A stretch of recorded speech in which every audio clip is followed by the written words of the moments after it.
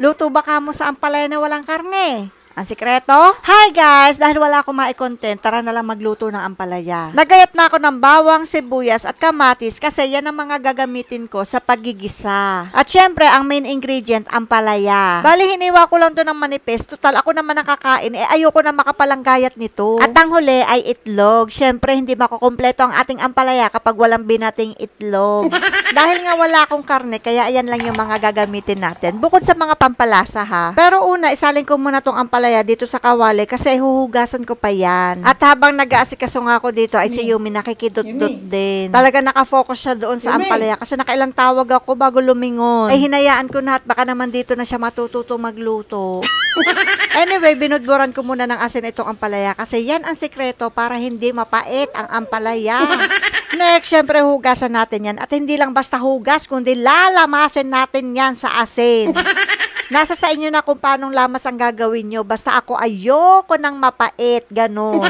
Binanlawan ko na maigi itong ampalaya kasi nga nilagyan ko siya ng asin kanina para naman hindi maalat kapag naluto. Tapos sinawhawan ko itong kawali kasi ito na rin yung gagamitin ko sa pagluluto. So ito na nga, pinainit ko yung kawali at nilagyan ko na rin ng mantika. Nung mainit na yung mantika, nagsimula na ako magisa at inuna ko nilagay syempre ang bawang. Kayo ba pag nagigisa, anong inuuna nyo? Bawang o sibuyas? Anyway, inantay ko lang mag golden brown ang bawang tapos sinunod ko na rin ang sibuyas. Hinalo ko lang to ng kaunti para kahit papaano maluto ang sibuyas. At inilagay ko na rin ang kamatis. Ang gusto ko talaga sa ganitong luto ay madaming kamatis. Kaya ayan, dinamihan ko talaga ang gayat ng kamatis. Ako lang ba? Kasi kapag nagigisa ako na may kamatis, gusto ko talaga na pinalalambot to, saka ko dudurugin o pipisain gamit ng sando. Kasi para lumabas yung katas. Gusto ko kasi yung ganun. Anyway, iba-iba naman tayo pero yun, ganun ako.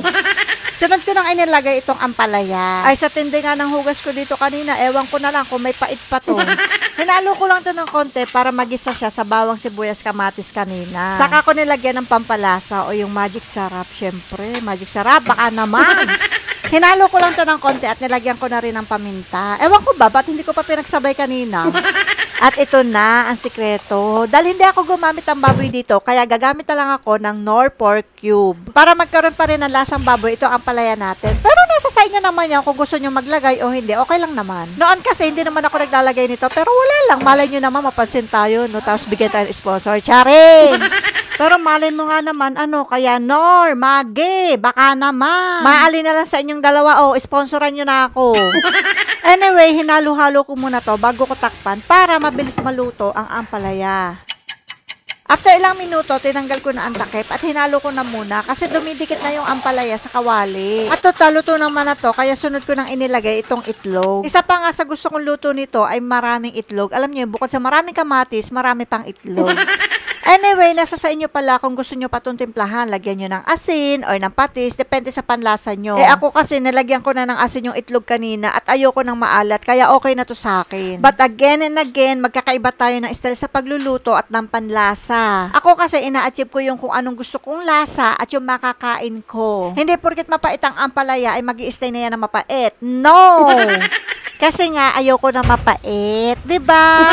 Okay, back to the video na tayo. Dahil malambot ang ampalaya, kaya okay na to. A few moments later. Ito na yung aking ginisang ampalaya na walang karne. Sa mahal ng baboy ngayon, masasabi kong tipid version na ito. Wala nang plating-plating dahil gutom na kami. Yun lang for today's video. Follow me on my Facebook page, Mommy's Vlog. Bye!